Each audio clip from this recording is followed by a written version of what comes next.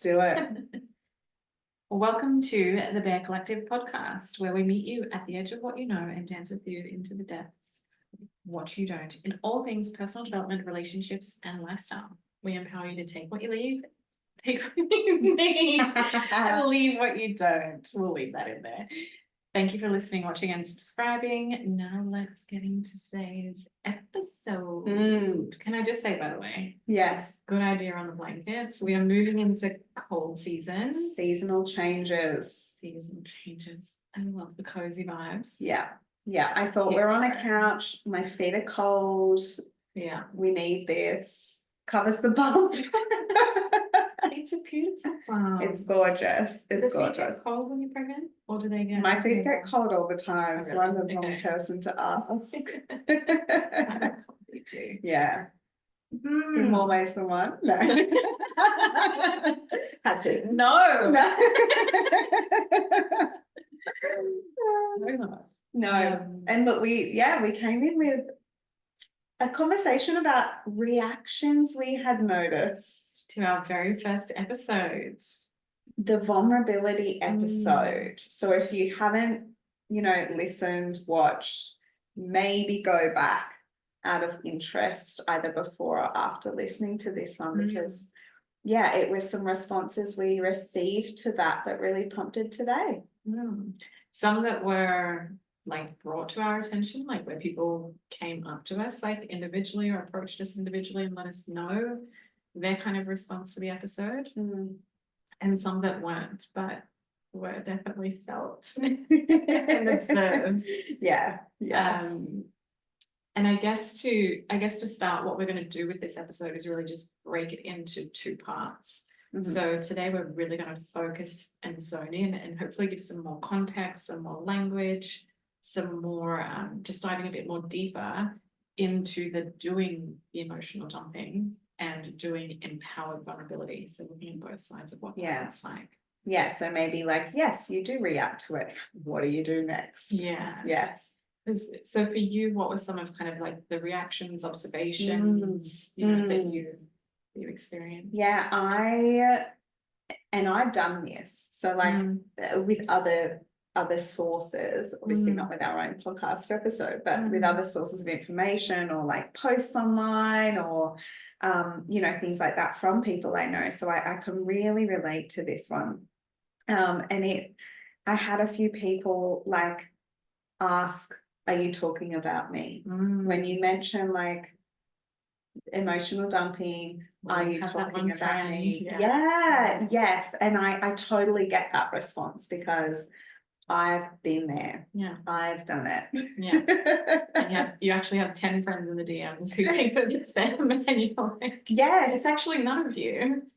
Yes, but it's also everybody. Yeah, we talk about this all the time, these patterns of behavior that we talk about. We talk about them because they're such common patterns or common themes that you'll see in the personal development space or the relationship space, which is what we want to bring to light in this podcast. So we felt just from seeing a reaction like that, okay, maybe those people need to know what's going on for them and what to do next. What did you notice? Yeah, I had the same experience, and it's well, my DMs are lit up with 10 other people that do think that it's them.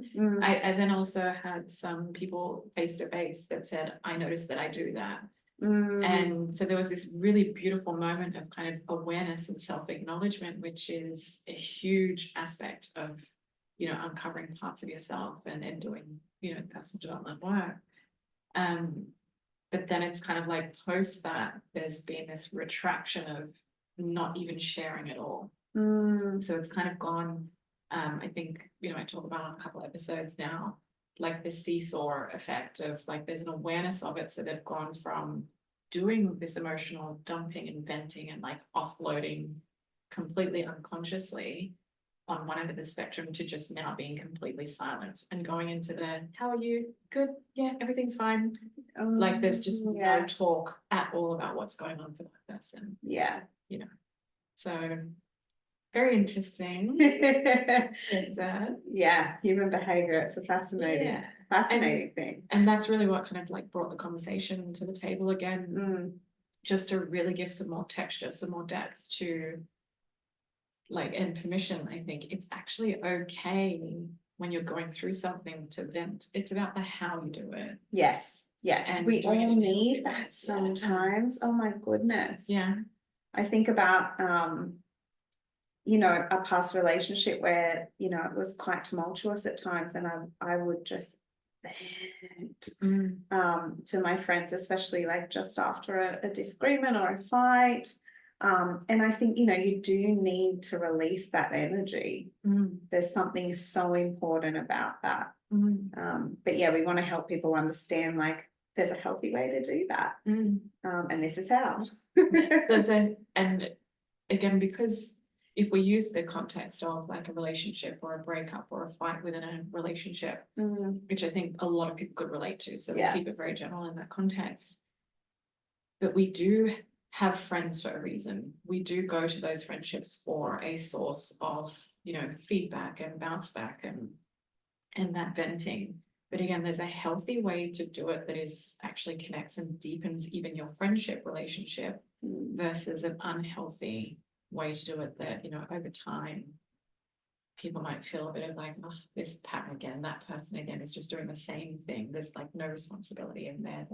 It feels heavy. You want to avoid that person because you feel there's no growth happening. Yes. So we want to talk about the healthy and the unhealthy side of it. So I think if we kind of just retouch on just a couple of key points to doing emotional dumping. Yeah, like what that is, what that can look like. Yeah. So it's where you're blaming others, right? Where that external world, you're focusing on the other person's behavior. So in the context of a relationship, you're really focused on your partner. He did this, he said that, then he did this, and then he should have done this, right? There's a lot of blame. It's all kind of like on him. Another way of saying it is you're not in a space to accept, hear, or observe where you can take responsibility, reflection, or awareness of your own feelings and behavior. So when your friend says to you, hey, but have you considered this? And you have a strong reaction to that. No, he did this, he did that. Again, you're not in that space to actually receive how your role that you played in it. So that's where you're purely just in a dumping. You just want to say what you say and make it all about them being in their fault. The third side of example of doing emotional dumping is you're not conscious of someone's time, energy, or emotional bandwidth to receive. So that unconscious expectation, hey, we're friends, we've been friends for years, I just always tell you my problems. And yet you may not be aware of what's just happened or gone on in their life. You kind of bleed in, hey, great, let's grab a coffee, sit down, and it's, oh my God, my boyfriend did this, my partner did this, oh my gosh, this breakup, and you just launch kind of straight into it. And you've got no context of where the person's actually, your friends that's listening is actually at.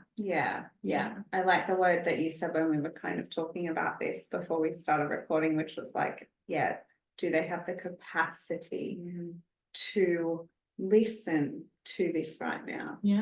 And it's not, it doesn't make them wrong to not.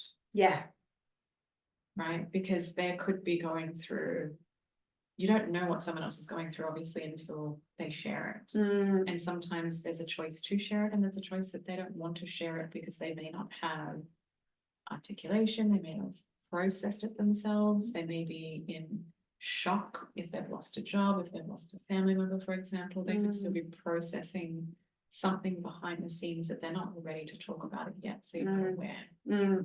So being conscious of assuming someone's capacity.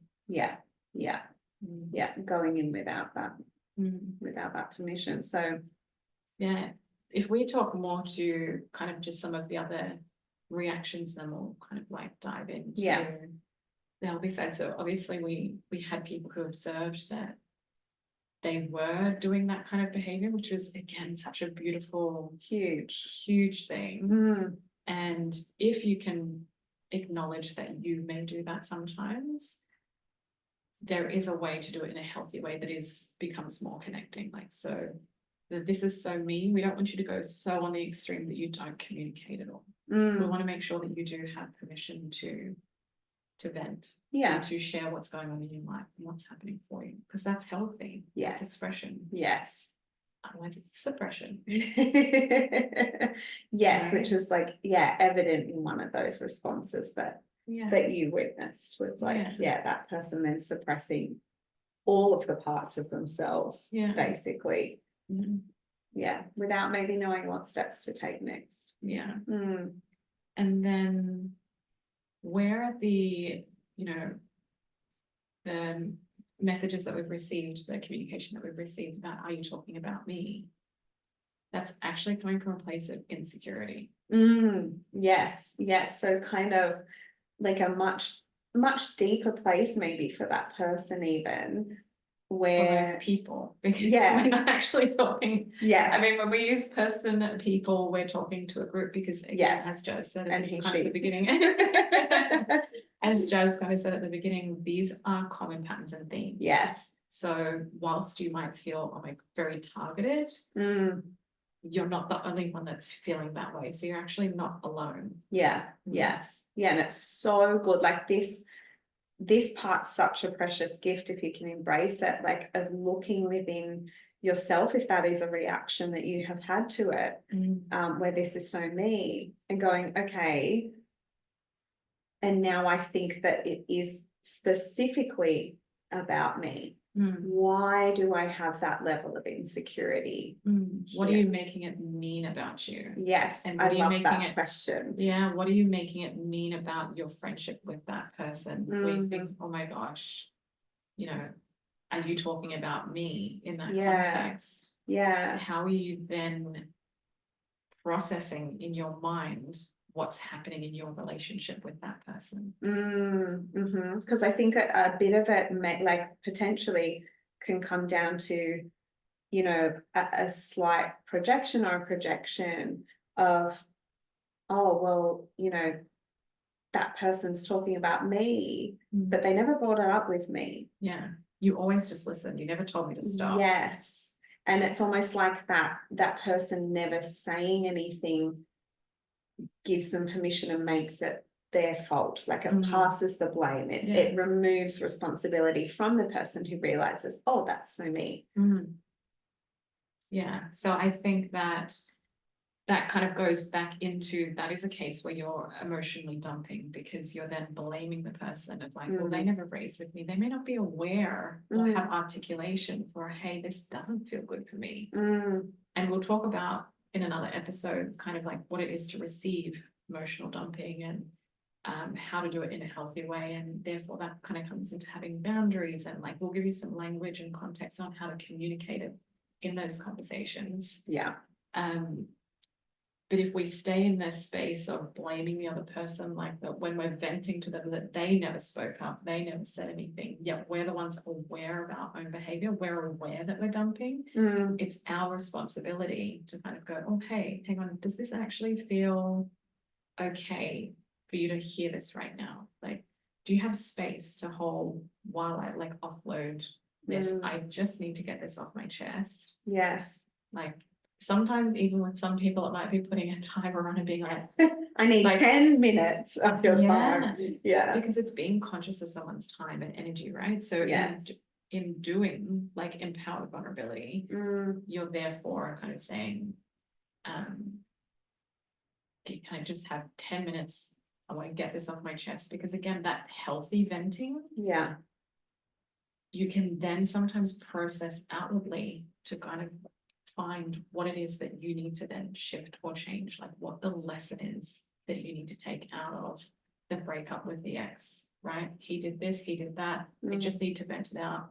Oh, okay. After that 10 minutes, like, oh, okay, that makes sense. I now need to, you know, not be so much of his mother. I need to be more of his like lover. You know, sometimes speaking it out can help give you context for what the lesson is.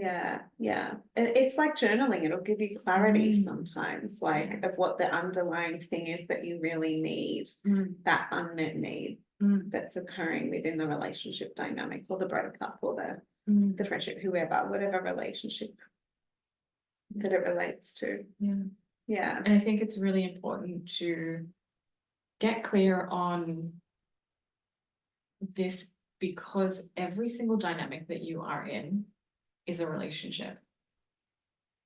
Friendships, intimate relationships, co-workers, Yourself. yeah, yourself. Yourself. You know, that's where you can kind of go down the rabbit hole of, and getting into dark places and spaces, is when you're emotionally dumping on yourself. Mm-hmm. And playing a lot of that, blaming yourself. Yeah, absolutely. And so, yeah, we have that. One of the healthy ways to obviously vent is to ask permission. Do they have space or time? And not taking offense if they don't. Yes. This is why we have typically more than one friend. I hope for you. And more than one tool in your toolkit too. Correct. Like a go-to if you've got no one to vent to. Yeah. Where do you put that energy? Where do you put that expression? Yeah. Taylor Swift puts it into songwriting. Yeah. Tortured Poets Department. Yeah. You know, it's a good example. I know I'm a Swiftie. I know.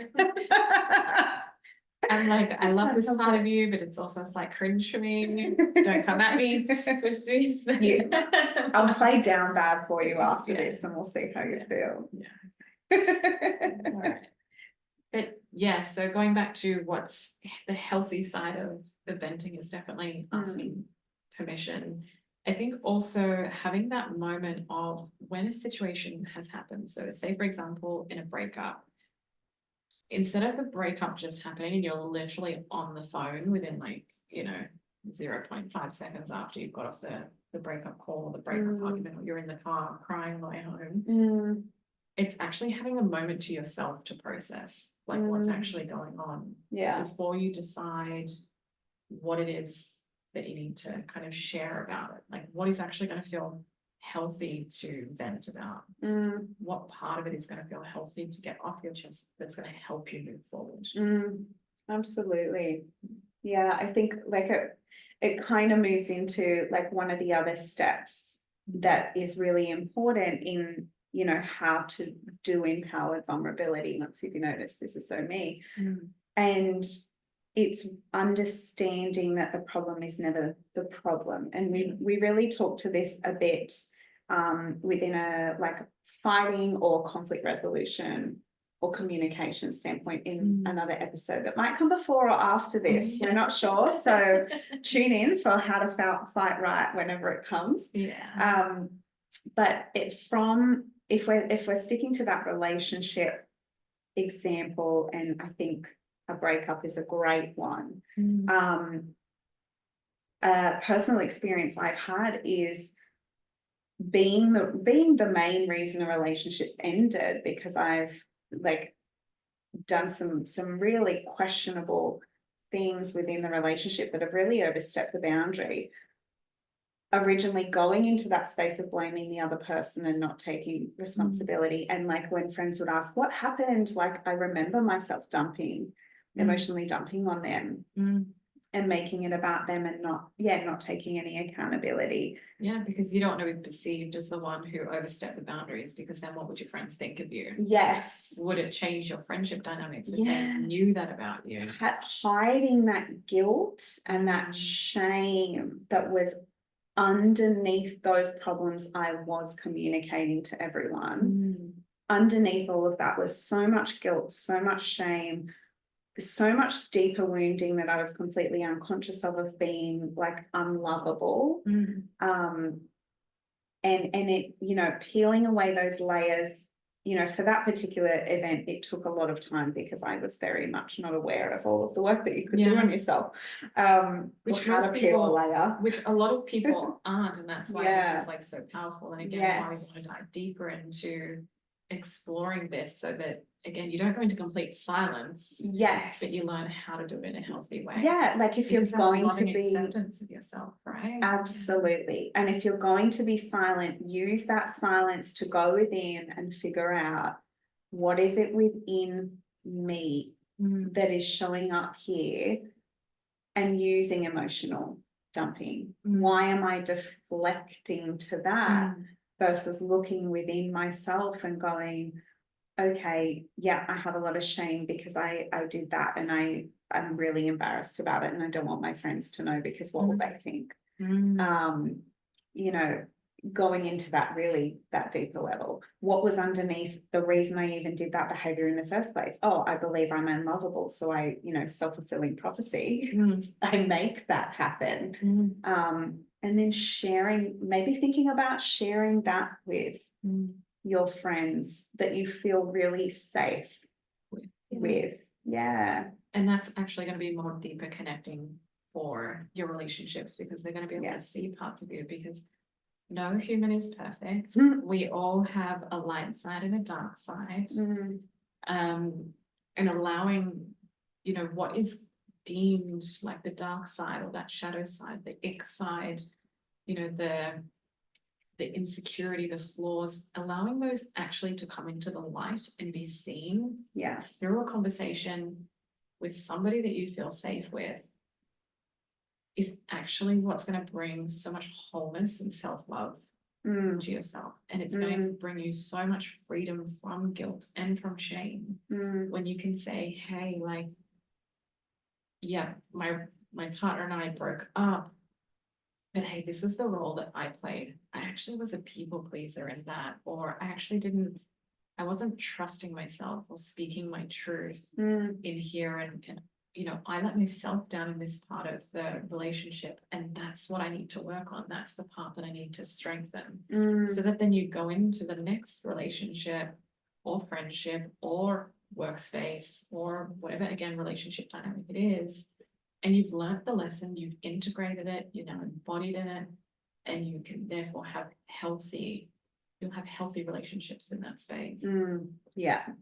And you absolutely must have those vulnerable conversations to start integrating and bringing it into wholeness, to start that whole process. The first step is absolutely, hey, that's so me, I'm emotionally dumb. Yeah. The next step is and dive. Just take a moment to celebrate yourself, because sometimes that in and of itself, that is such a huge step that I think gets okay, yeah, that's me, and then but there's a shame attached to it, of like, or an ickiness attached to it of, oh my gosh, like now everyone's looking at me in conversations and thinking that's me. No, you're self-aware of it, and that's a really cool piece of like data, a piece of information that you have on yourself. And then you get this choice of like, okay, I don't want to do that anymore. I want to have a more connecting relationship. I've got a choice here. How am I going to go about it? And this really plays into like that next step of how you can start to practice empowered vulnerability, and that's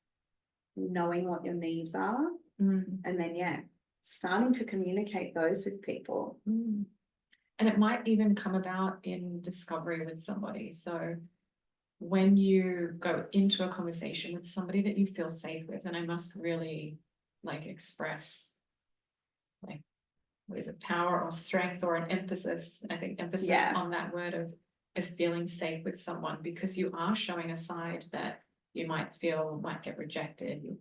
That's what vulnerability is. You might feel get rejected. You're showing an insecure side of yourself. You're revealing a part that's like, oh, this is a bit icky to look at. Oh my gosh, I actually played the role of the instigator in this, or I actually self-sabotaged in this, or I actually showed up as the B letter word. The B in this scenario, and I don't mean boss. Yeah. That's a good way to put it. Yeah. Yeah, YouTube, we have to be careful. And the vulnerability is that you fear when you share that part with somebody that you might get rejected, or they might, think differently of you. And that's why it's really important when you start this work to have someone that you feel safe with. When you've developed a level of safety with someone, and you've developed a level of communication that is like, hey, that where you're both doing empowered vulnerability when things happen for you, then they're going to love on those parts. They're going to have compassion towards those parts. They're going to understand, hey, it was meeting a need. You needed to play that part out of being, the bee, not the boss, but the other way, because you needed to self-protect you know, you felt that that was what you needed to do in that situation. How could you come to love that part of yourself? Not make it wrong, but what's the lesson? Okay, maybe I need boundaries. Yes. Maybe I need to speak my truth more. What is the lesson that you're learning? What's the unmet need? Oh, I didn't feel safe to emotionally express. So instead I've just reacted and became really itchy. Itchy with a B. Itchy with a B. Instead, because I didn't feel emotionally safe in that relationship. And so then I became really nasty and reacted that way, which is kind of what caused the breakup, you know. So own that part of yourself, express that part of yourself, and take on the lesson. Yeah, absolutely. As well as like sometimes it can be really helpful to understand like that part has also done a part of the lesson, maybe is that part has done that to protect you in some way. You know, what does it need to move forward? What does that deeper wound, what are you going to need moving forward? And a great way to start practicing that is even just to have those, like if you are going to express something and vent to a friend, ask them for the response that you need or want, as well as ask for their permission. Say something like, I really want you to challenge me on this. And you've said this to me before, like if XYZ happens, I want you to challenge me. So you could go in. Tell me what I want to hear. Tell me what I need to hear. What am I not seeing? Yes. Or like another thing that, you know, I think I really encourage people to do this a lot is just go into that venting session, ask for their permission, but also say, can you please just listen to this one today if you're not in that space to get feedback or be challenged. Absolutely. So I think it's really, it's having agreements. Like again, it's conscious communication and building those friendships. Again, even if it's in a work dynamic. I can remember when I was in the corporate world, I said being an executive assistant type of role, I always said to my exec, for the protection of kind of like the relationship and to be seen in the position that I needed to play, you know, in managing him and then the wider, you know, team that would all kind of like come through me to get whatever it was for the business. I said, you know, if there's ever an issue or a conflict in any way, if there's any feedback, always do that behind closed doors. Like let's maintain a level of like respect and professionalism within our relationship, because we're a team that needs to be presented as a united front. If people see a divide in that within a business, then like, you know, the politics of inside the corporate workplace can, you know, start to play out and people can capitalize on seeing a breakdown in that communication. Absolutely. So really part of it, a good part, which, you know, we're just touching on now, is just it allows you to have agreements within your relationships. Yes. And again, perfect example what you just said, like, I just need to get this off my chest. I just need to be heard. Yes. And that's it. You know, I'm not in a space to receive feedback at this point. And then maybe down the track, that becomes another, again, connecting, vulnerable conversation where you say, okay, I've regulated a bit. Like, this is what you know, that conversation we had, like, I've learned this about myself. Do you have any reflection for me? It could be so powerful to the relationship dynamic. Absolutely. Like choosing growth, choosing to evolve. That's why, again, all these conflicts, these little challenges that we have in this game of life that we are in, you know, these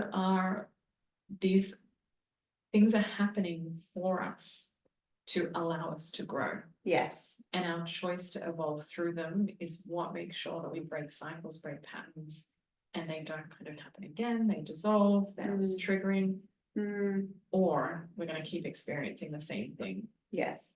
And that's where you're feeling stuck, or you're feeling depressed, or feeling like heavy. You're in limbo energy, or you're repeating the same types of relationships and dynamics, or even careers where you're not getting the job promotion or the salary increase or whatever it is, because you're not learning the lessons of what you've come into. Yeah, absolutely. Which you can learn through empowered vulnerability with someone. Can't you? And I will say, like, if you're like me and you are someone who is like really private and has really struggled with being vulnerable, start with therapy. Yeah. That was my bouncing block. Because, you know, yes, those people, you are paying them to listen, to not judge, but also to challenge you if you want that as well. Yeah, Jazzy Jazz, you've just made me somewhere else. Oh no. Like you know, it's so interesting because we're the same in some ways, and Yeah. it's opposite in other ways. Yeah. And my side would more come from if you think you're doing vulnerability because you are a sharer, you've become an open book. You're the kind of person that likes, maybe you're an empath and you love to help people and share, and like you really love even human behavior, human psyche, so you enjoy these types of stimulating conversations with your friends. Sometimes you think you can be doing vulnerability purely because you share a lot. That doesn't actually mean that you're doing empowered vulnerability. You're oversharing. Yeah.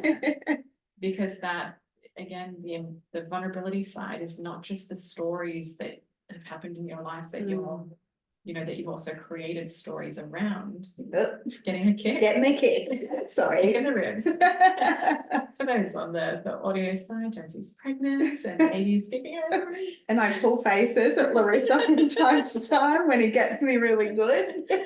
Yeah, so actually learning that it's not necessarily about the volume of what you share or what you say, but it's what you share. Are you sharing those parts that are reflective and looking at yourself, and the parts that you need to kind of heal within yourself? So it's a bit of that. Like I said, they're generally a bit icky, maybe feel a bit shameful. Yeah. Yeah, absolutely. Yeah. Well, we hope that's given some context, some depth, some texture to vulnerability, and gives you those like next steps to take. If you were someone out there who was like, oh yes, that's so me, if it felt comfortable, if it felt uncomfortable, here are some tips and steps for what you can do next, because it is such a point for growth if you want to choose that for yourself. Yeah, absolutely. And we will do another episode on receiving it, so that you get some receiving empowered vulnerability and receiving emotional dumpings. You can get context, you can get language for how you bring that up in a conversation with a friend who's doing that. Yeah, how to navigate that if you are the one being emotionally dumped on and it feels icky or uncomfortable for you. What to do next. Yeah. Well, thank you for viewing, watching, and subscribing. Make sure you click all those like buttons, give us those reviews, give us the thumbs up. We love hearing from you. Drop into our DMs on Instagram. We will see you all again in the next episode. See you next week. Bye. Bye.